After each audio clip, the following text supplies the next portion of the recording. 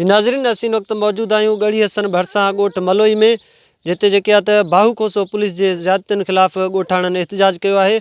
अचो त साणनि ॻाल्हि ॿोल करियूं त उहे वधीक इन बाबति छा था ॿुधाइनि। हाणे मुंहिंजो मुड़ुस बि नथो लभे, मुंहिंजो ॾेर बि नथो लहे। हिकिड़ो मथां केस कई अथनि, हिकिड़ो अलाए काॾे गाइब करे छॾिया अथनि। असां वेलो खाऊं था, वेलो नथा खाऊं, असांजा ॿार बुख मरनि था, असांजा न्याणी ॿार आहिनि। असां बर में वेठा आहियूं, असांजे कोई कोन्हे, मुंहिंजा ॿार बि बुख ते आहिनि, बीमारी सीमारी ते मरनि था। मुंहिंजे मुड़ुस खे नाहक खणी विया आहिनि, असां ज़ुल्म थी वियो असां सां मथे ज़ुल्म थिए, असांजे मथे इंसाफ़ी आहे, असां इंसाफ़ी घुरूं था। असांजा मुड़ुस खणी विया, अञा 2 ॼणा, हिकु गाइब आहे, हिकु नाहक असांजे मुड़ुस खे FIR करे छॾिया आहिनि। मैं अब्बा पुलिस ना काबुल थो मारा न्याणियों कुल न्याणियों बिरा ने मारा यक मारा इंसाफ घुरिजी।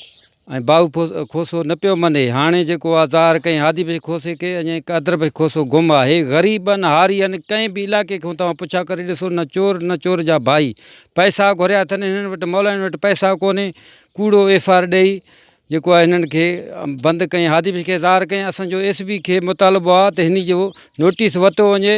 IG खे बि मुतालबो आहे। हे चोर न आहिनि साईं, बिल्कुलु ग़रीब आहिनि, मिसकीन हारी आहिनि, यकई उमिरि जा वेठा आहिनि। कंहिं बि पाड़ेसरी खां तव्हां पुछा करे ॾिसो था।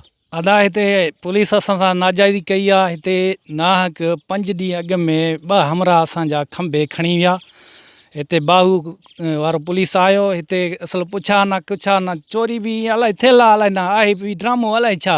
उन्हनि ॾे वियासीं, उहे चवनि था त असांजो कुझु ई न आहे, न छा मसइलो आहे न छा। पुलिस आयो, हितां खंभे खणी वियो। असां बाद में 5 ॾींहं अॻु में उन खां बाद में पैसा घुरियईं, हिते आयो, असां पैसा न ॾिनासीं। असां वटि पैसा आहिनि ई न। हे नंढा ॿार आहिनि, हिननि जो ग़रीबी जो ज़ुल्म थी वियो आहे। हिननि खे खंभे खणी विया। हाणे छो हिकिड़ो ज़ाहिर कयूं, हिकिड़ो ज़ाहिर ई न आहे। वरी बि चवनि था पैसा ॾियो, उहो तव्हांखे ॾींदासीं। असां इंसाफ़ घुरूं था। बाहू वारो पुलिस 2 ॼणा ग़रीबनि खे खणी वियो आहे। हिन जे घर में कोई कोन्हे, छड़ो न्याणियूं पिया आहिनि। हिन माई वेचारी खे पुट जो औलाद कोन्हे, 7 न्याणियूं अथसि, उहे बि ग़रीब नहड़ियूं अथसि।